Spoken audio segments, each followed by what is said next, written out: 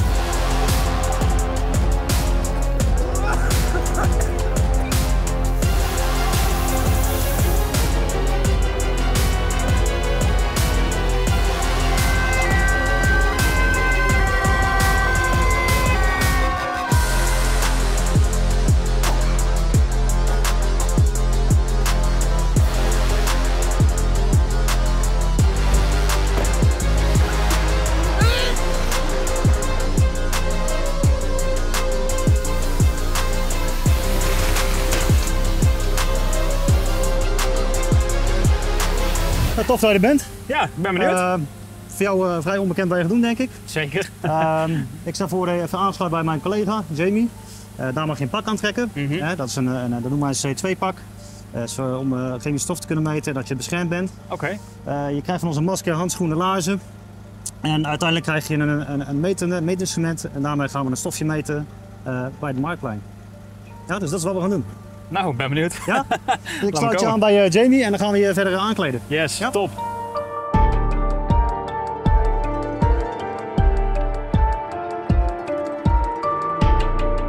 Je ziet hier nou een laboratorium waar we in kunnen trainen met allerlei materiaal wat we hebben staan.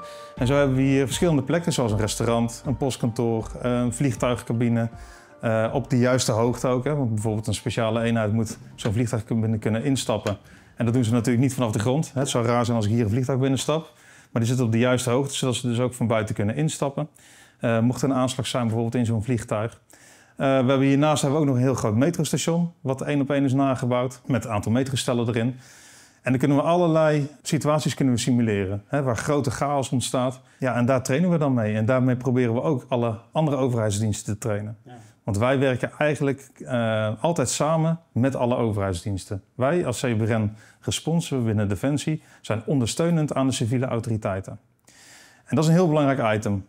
Want als wij aankomen, dan hebben we heel veel capaciteit van elkaar nodig. Hè? Als je kijkt bij een heel grootschalig incident, dan heb je natuurlijk altijd eerst de politie, de brandweer, de ambulancediensten, die zijn allemaal op locatie. Of die zijn het eerste die een incident behandelen. Pas wanneer zo'n incident onbekend wordt of heel grootschalig en met meerdere slachtoffers en onbekende stoffen, kijk, dat zijn momenten waarop we meer duiding nodig hebben over wat voor stof gaat het nou eigenlijk en wat is er aan de hand. Kijk, en dat zijn momenten waarop ze ons kunnen contacten. Hetzelfde geldt voor de EOD. En we hebben een heel nauw samenwerkingsverband samen met LTFO, het Landelijk Team Forensische Opsporing. Die leveren onze ontsmettingsstraat bijvoorbeeld. Normaliter heb je dus ook een ontsmettingsstraat die op de schoon vuillijn staat. De grens waar we overgaan van vuilgebied naar schoon gebied. En daar gaan de gaspakdragers en alle mensen doorheen om ontsmet te worden. Om je vrij te maken van alle chemische spullen of andere goedjes. Ja. Dat hoort er namelijk normaal gesproken ook nog bij. Daarnaast hebben we nog een heel nauw samenwerkingsverband met RIVM. Die mensen die kunnen weer heel goed modelleren en analyseren van stoffen. En we hebben eigenlijk een convenant afgesloten dat op het moment dat er een grootschalig incident is, of op het moment dat er iets aan de hand is op dat gebied met meerdere slachtoffers en onbekende stoffen, dat we meteen elkaar informeren. Dus wij bellen bijvoorbeeld RIVM of andersom. En LTFO die belt ons en dan gaan we samen kijken wat kunnen we leveren aan Nederland om te gaan ondersteunen bij dit incident. En wat is er op dit moment nodig? Morgen. Jamie. Bart. Ja, ik ga je een pak hijsen. Dus volg mijn aanwijzing op en het gaat helemaal goed komen, denk ik. Oké. Ja? Spannend. Mag je hier gaan zitten? Mag je je schoenen uitdoen? Yes. Microfoontje even aan de kant. Rechts goed, ja, heb je? Ja, check. Andere? Kijk. Wacht even.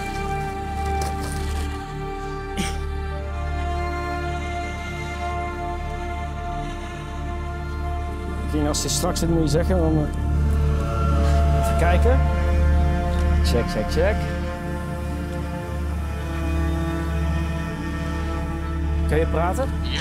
Kijk, Oh, ja. goed je verstaan? Ja. Top. Zit hij goed? Hij zit 1, 2, 3, 4, 5.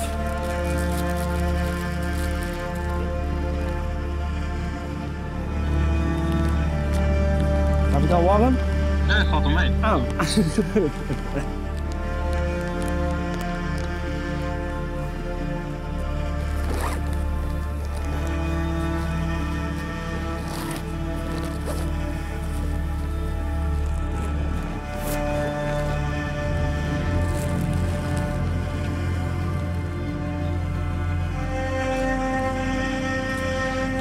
Even je ademing alsjeblieft.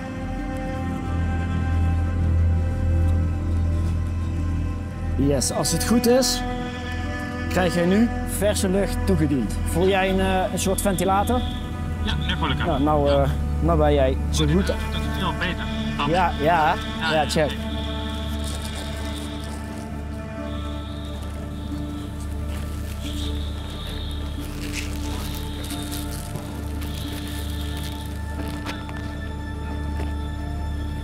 We gaan zo meteen even naartoe lopen. Er is wat gebeurd op de markt. Ja, en daar gaan we kijken wat er is even afgespeeld. Ja, en kijken of we iets kunnen meten ermee. Yes. Ja? Deze geeft zo meteen een uitslag ergens op waarschijnlijk. En dan geef je aan, oké, dit geeft hij aan. Ja. Dan hebben we nog een detector. En uiteindelijk gaan we gewoon een meting verrichten onderling. Mocht je straks ergens last van krijgen en ik ga het echt zeer doen of weet ik veel wat, je wordt duizelig. Steek even 2 handen de lucht in. Ja, dan weten we dat we moeten afbreken en dat je dan terug gaat uitpakt. Yes. Duidelijk? Alright. Oké, gaan vooruit. Gaan we met Tom meelopen? Yes. We zijn geen brandweer, we gaan niet continu eruit. Dat heeft ook te maken, een veiligheidsregio is eigenlijk perfect ingericht voor de risico's die in die veiligheidsregio gelden. Binnen Nederland heb je 25 veiligheidsregio's en iedere regio heeft eigen budgetten, eigen eenheden, eigen teams die echt gericht zijn op hun industrie en de risico's die daarin plaatsvinden. Bijvoorbeeld in Zeeland heb je ook Borselen zitten, een kerncentrale, dus die hebben weer daar specifieke capaciteit voor. En in principe kan iedere veiligheidsregio er perfect af. Daar zijn we helemaal niet bij nodig. Alleen er zijn ook een aantal momenten dat de stof onbekend is. Dat ze niet weten wat er aan de hand is. Dat er meerdere slachtoffers, het slachtofferbeeld wat groter is bijvoorbeeld. Kijk, en dat zijn de momenten, dat is die niche-capaciteit eigenlijk waarvoor we in het leven zijn geroepen. Nou, in het ene jaar hebben we bijvoorbeeld 20 keer een inzet. Het andere jaar hebben we gewoon maar 2 inzetten. Of 25 inzetten of 30. Dat is altijd heel erg variërend. Dat ligt een beetje aan wat er gebeurt. Een poederbrief bijvoorbeeld. Enerzijds kunnen autoriteiten dat ook vaak aan. En soms hebben ze ons er wel bij nodig, want dan vertrouwen ze toch niet. Omdat het beeld daarachter wat uitgebreider is. Dat er een groter dreigingspatroon is. En je hebt eigenlijk een soort van incidentenplan. Dat gaat van kleinschalig naar grootschalig. En dat is binnen alle veiligheidsregio's. Dus wanneer er iets ontstaat, een kleine brand, dan wordt het door de brandweer gedaan. Naarmate dat groter wordt, kan men gaan opschalen, noemt men dan. En hoe verder men opschaalt, hoe meer eenheden er beschikbaar komen. Dus iedereen die in dat veld werkt, bijvoorbeeld zo'n team explosieven verkenner, als die daar bezig is en hij ziet, oh, dit wordt veel groter, dan kan hij dus gaan opschalen. En dan kan hij dus gaan kijken, welke eenheden kan ik allemaal gebruiken. En heeft hij eigenlijk een catalogus waarin staat van, oh, nou, ik had Defensie deze capaciteiten, van de politie deze capaciteiten, wat heb ik nou hiervoor nodig? In het plan gaan we steeds groter en groter. En wordt de verantwoordelijkheid gaat steeds verder liggen. Van kleinschalig naar een brandweercommandant. Uiteindelijk, hoe groter het wordt er bijvoorbeeld een burgemeester verantwoordelijk, zodra het over zijn gemeente gaat. Is daar nog grensoverschrijdend, dan wordt het de burgemeester van de grootste veiligheidsregio in de buurt. En zo zijn er allemaal plannen die daarvoor zijn opgezet. Als je nou echt een aanval hebt met een chemisch strijdmiddel, dat noemen we binnen Defensie noemen we dat hoofdtaak 1. De hoofdtaak 1 van Defensie is verdediging van eigen grondgebied en dat van artikel 5. Dat heb je vast wel in het nieuws gehoord de laatste tijd. Maar op de eerste plaats is dat verdediging van eigen grondgebied. Als er dus een aanval is met een strijdmiddel op Nederlands grondgebied, dan zullen wij, of zal de eenheid van ons als eerste daar ter plekke zijn. En dan moeten we daar zo snel mogelijk een handelingsperspectief kunnen bieden voor alle hulpverleners. Want we staan daar niet als Defensie, nee, we staan daar als Nederlander met alle Nederlanders om ons heen en alle veiligheidsdiensten om ons heen, die allemaal daar een taak in hebben. En dan moeten we proberen zo snel mogelijk duiding te krijgen waarover het gaat en zo snel mogelijk dat incident aanpakken.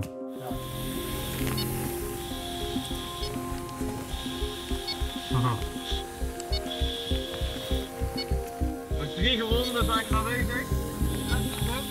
Ik ga op die kop vast. Denk ik.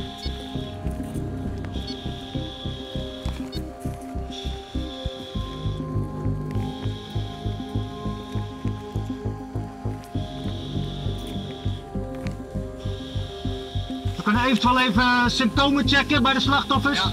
Ja, we kijken even naar het beeld van wat de slachtoffers hebben.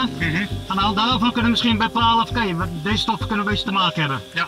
Ja, dat heeft te maken met de huid en met de ogen, et cetera, dus gaan we even bekijken. Ja. Check. Ondertussen blijf je gewoon op je detector en kijken of er iets van een piekel of verhoging hebt. Ja, precies. Helemaal goed.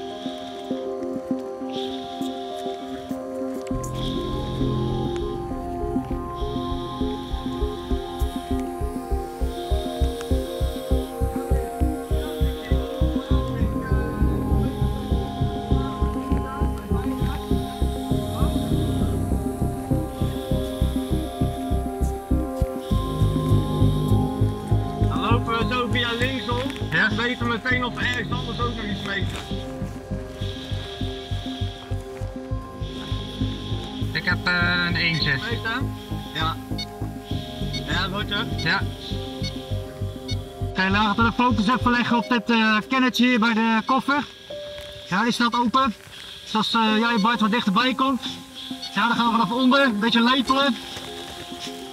Pak hem lepelend boven dat kennetje houden. Kijk wat ermee gebeurt. Ja, dit zijn beide gasdetectoren. Dus die snuffelen eigenlijk aan de voorkant, zuigen ze lucht aan. Komt door het apparaat heen en die geeft dus een kleine weergave van wat er mee met stof aan de hand is. Ja, precies. Probeer nog eens met die neus boven dat dopje en dan even een paar seconden wachten. Ja, hij piept. Jawel. GV 2, ja, daar komt hij. Hij heeft altijd even tijd nodig. Ja. Ik heb 2 blokjes We gaan een pH-waarde checken van de stof. En we gaan een detectiepapiertje erbij houden. Die geeft aan of je te maken hebt met een chemisch strijdmiddel eigenlijk. Ja. Nou, ik geef het even aan Tom. Je legt het neer en dan kun jij met een pipetje kan je het gaan pipetteren, druppelen op het papier. En aan de hand daarvan gaan we verder de vervolgstappen nemen. Yes. Oké. Waarom leggen we dat daarop? Is dat er niks besmet raakt. Als hier ook een restbesmetting is en je legt de apparatuur erop, dan kun je die ook weggooien bewijzen. Ja, precies. Als je hier ziet, dat is een detectiesticker, dat is het grote beige velletje. Ja. En dat gele velletje, dat is de pH-papier, dat bepaalt de pH-waarde van de stof. Oké. Dan kun jij zo meteen, mag je met een pipetje die je krijgt, mag je een heel klein druppeltje opzuigen van de stof in het doppie. En dan mag je een heel klein druppeltje pipetteren op het beige vlak en een heel klein druppeltje op het gele stickertje. Oké. Ja? Ja, het dopje mag ik niet aanraken, hè? Nee, wij willen niks aanraken, nergens mee. Nee, precies, oké. Ik ben Karen Dame, ik werk bij het bedrijf To Rescue. To Rescue is een organisatie die houdt zich bezig met het realistisch opleiden, trainen en oefenen van brandweer, politie, ambulance, defensie en ziekenhuizen. Realistisch oefenen is om een oefening neer te zetten alsof het echt gebeurd is. Dus alles wat gebeurt, een explosie waarbij mensen als slachtoffer neervallen, die moeten onderzocht worden door de hulpdiensten. Dat betekent dat ook kleding kapot moet gaan knippen. Dat mag bij onze mensen, kleding mag kapot geknipt worden. Er mag geprikt worden als dat nodig is. Met name Defensie vindt dat altijd wel prettig. En wij zetten een setting neer alsof het echt is. Wat wij bijvoorbeeld ook doen is een live slagadelijke bloeding. Die wordt ook op de mens zelf opgezet. Waardoor je ook echt moet gaan opstoppen en echt je vingers in de wond moet gaan stoppen. Om het realistische gevoel te hebben. Wow. Wij hebben mensen die kunnen in brand vliegen. Wij hebben mensen die kunnen live aangereden worden. En dat allemaal om voor de hulpverlener om in zijn onderbuikgevoel te komen, zodat hij echt gaat handelen zoals hij in het echt ook zou doen. En dan kan degene die aan de kant staat om waar te nemen ook zeggen van joh, ik zie dat je daar een punt hebt, misschien moeten we daar nog eens een keer mee trainen. Of ik zie dat je een PTSS ontwikkeld hebt, ik zie het aan je houding. En dan kunnen zij verder aan de gang met onze hulpverleners, zodat die nog beter worden dan dat ze al zijn. Zijn we er klaar voor? Wij zorgen eerst dat alle oefendoelen helder zijn. Dus dat we weten welke setting moet er gedraaid worden. En dan gaan wij kijken welke stof wordt er gebruikt. Welke symptomen horen daarbij. Hoe werkt dat nou precies? Gaat die binnen zoveel uur dood of kan die nog 3 dagen rondlopen? Dat zijn zaken die onderzoeken wij allemaal. En wij worden daarbij ook geholpen door het NTC-CBRN. Met name door het DIM-team wat je net hebt gezien. Die helpt ons daar ook bij, zodat het zo realistisch mogelijk kan zijn. Bijvoorbeeld Eindhoven Airport, 2019, full skill, grote oefening, brandweer, politie, ambulance, defensie. Waarbij op 2 locaties een incident gebeurde. En daar hadden wij 250 mensen van ons wegstaan. In alle vormen. Wij zijn figurante fysieke veiligheid, die wij in alle vormen hebben. Wij hebben mensen die doen specifiek communicatief tegenspel. We hebben mensen die zijn juist heel erg goed in het lastig zijn. Dat is ook een kunst. Maar ook voor de Koninklijke Marechaussee, jongens die in opleiding zijn, daar moeten wij verbaal geweld tegen uitvoeren. Lijkt heel makkelijk, is het niet altijd. Want je doet iets wat je normaal niet zou doen. Iemand uitschelden. Maar wel heel belangrijk voor hun. En Eindhoven Airport hadden we alles bij elkaar. En dat vind ik ook de mooiste. De multidisciplinaire oefeningen, zoals ze dat noemen. Dat maakte ook dat je al die diensten allemaal kunt trainen. En daarna, na dat incident op Eindhoven Airport, gingen we ook nog naar het Catharina ziekenhuis, naar het Maxima Medisch Centrum, om daar ook door te voeren hoe zij met de mensen omgaan. Dus dat maakt het gewoon fantastisch mooi en groot. Hier het pipetje, streekgezicht. Even inknijpen. Echt een heel klein druppeltje heb je nodig. En als je hem gaat verplaatsen, hou dan deze even eronder. Ja. Dat je verplaatst naar het papier toe, zeg maar. En daarboven, dat je hem dan pipetteert. Ja, precies. Ja, die ga ik aan jou geven. Dat is echt bizar dit, joh. Voor zometeen, als je de vloeistof hebt gepipetteerd, dan mag je hem ook meteen op dit apparaat leggen. Hier zie je een heel klein rondje. Ja. Daar mag je ook een flinterdun druppeltje op pipeteren. Oké. Ja, dus 3 druppeltjes pipeteren. Ja, precies. Ja? Yes. Succes. Oké.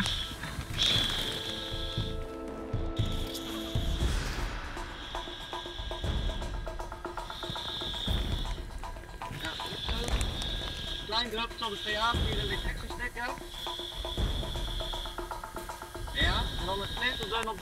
Ja, dat is al genoeg. Oké. Ja, gooi je maar in de bak. Die maar rook in.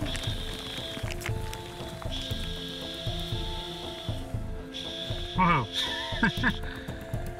Hij is er wel warm van, maar het voelt echt alsof je in zo'n videogame zit of zo. Dus Fallout of dat soort dingetjes. Echt heel bizar. Dit is de pH-papier die je net hebt gepipetteerd. Ja. Er staat eigenlijk op hoe zuur iets is of hoe basis iets is. Maar dan gaan we kijken welke kleur het is. 5, 4. Ja, Joey. Ja. De detectiesticker is 4, 5. Ja. Gaan we hier naar kijken. Is die rood, geel of groen? Dit maakt meer naar een gele kleur. Meer naar geel. Geel, oké.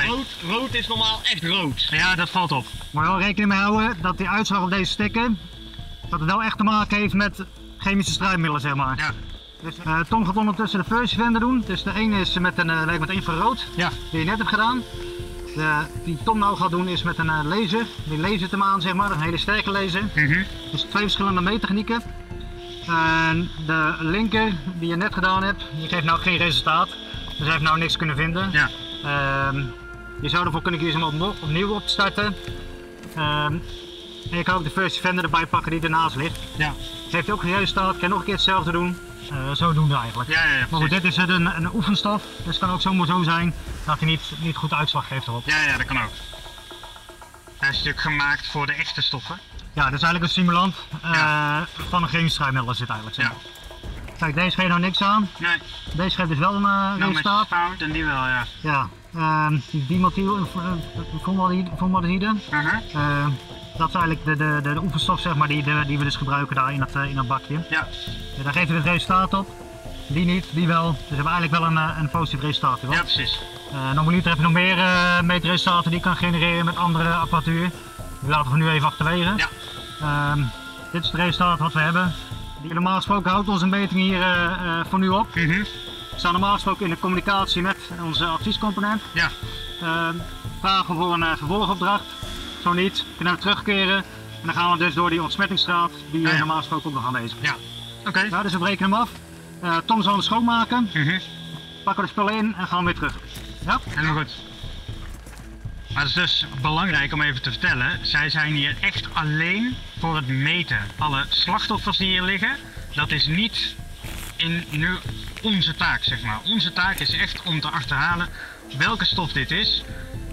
En om dat door te geven aan het thuisteam, zeg maar. Slachtoffers laten we liggen eigenlijk. Het is niet onze taak op dit moment, toch? Positief. Oké. Pakken wij de spullen mee. Wil jij de APVC meenemen? Ja. Zal die in de killbucket doen gewoon? Ja, doe maar. Ja?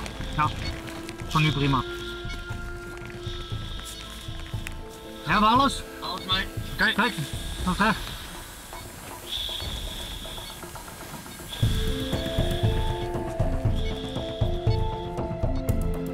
We zijn dus hier naar voren gekomen met ons verkenningsteam, isolatieronde gedaan. Ja. Vervolgens hier op locatie waar het explosief is afgegaan, hebben we metingen gedaan.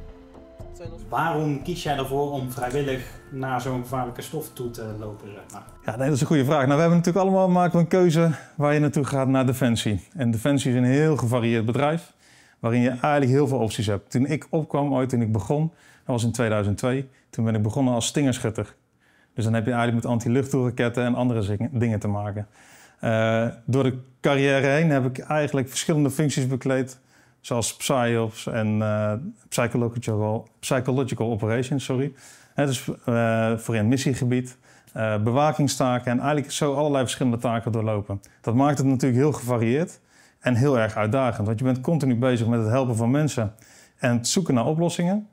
En het zoeken naar oplossingen van complexe problemen, dat is bij mij een beetje gaan groeien. Dat vond ik steeds leuker worden. En zeker ook in die uitdagende omgeving. Hè. In het verleden was het ook een uitzendgebied. Dat is natuurlijk een extreem uitdagende omgeving. Nou, ik ben nu ietsje rustiger aan gaan doen en werk nu binnen het civiele domein. En dat vind ik eigenlijk een super uitdagend en leuke omgeving om in te werken. Omdat je en met alle partners civiel werkt. Hè, dus met brandweer, ambulance, geneeskunde, met iedereen waar ik daarmee in contact kom. Daarnaast kan ik het goed combineren met thuis. Dat is ook niet onbelangrijk, hè, dat ik ook samen thuis dat we het goed hebben en dat we vlakbij zijn. En we hebben toch een operationele taak, een hele belangrijke taak. Want kijk, Defensie heeft eigenlijk 3 hoofdtaken. En in de eerste hoofdtaak is dat wat ik al eerder schetste, de artikel 5 en eigen grondgebied. Daarnaast heb je uitzendingen en de vredesmissies bijvoorbeeld. En daarnaast heb je nog de derde taak en dat zijn nationale operaties. En daar hebben we natuurlijk ook een groot gedeelte in. Want we ondersteunen de civiele autoriteiten in die zin. Dus we zijn eigenlijk voor de hoofdtaak 3. Maar hoofdtaak 1, zodra een aanslag met een wapen, met een chemisch wapen op Nederland, ja, dan zijn we ook als eerste daarbij. Ja, en dat maakt het heel gevarieerd en complex en super interessant. Want ik sta nou met jou te praten, maar morgen sta ik weer met een of andere burgemeester te praten. Of dan sta ik met een explosievenverkenner en dan sta ik weer met een ambulancedienst. Ja. En zo zijn we continu bezig en met elkaar aan het trainen. We trainen overal. We trainen ook bijvoorbeeld in Amerika met echte strijdmiddelen. Hè. Dan train je echt met VX en met Sarin. We trainen in verschillende gebieden. Duitsland, Tsjechië. Er zijn overal gebieden waar we kunnen trainen. Dus je komt ook nog eens overal. Ga ik je rits openmaken en daarna ga ik jouw gasmasker afzetten.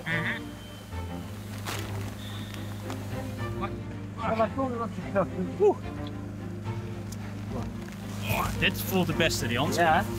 Ik vond de hele tijd zo'n sneeuwpop die zo... Nou, dit was mijn dagje wel. Ik had namelijk een rondleiding verwacht, maar niet dat ik mee ging doen aan een training. En dat is leuk, want ik wil dus Dion bedanken voor het regelen van dit. En als jij nou zoiets hebt van, nou, Dion mag wel vaker een video regelen zonder dat ik het weet, dan geef even een duimpje omhoog of laat het weten in een reactie. Enorm veel dank aan het CBRN-centrum hier in Vught. Want deze hele training was dus speciaal voor ons in elkaar gezet. En vond ik wel heel erg bijzonder. Dank ook aan Oostendorp Autogroep voor het feit dat we hier konden komen. En dank vooral aan jou als jij lid bent geworden via weetjedatookwweer.nl. Dan staat jouw naam nu in beeld. Enorm veel dank voor het kijken en ik zie je graag in de volgende.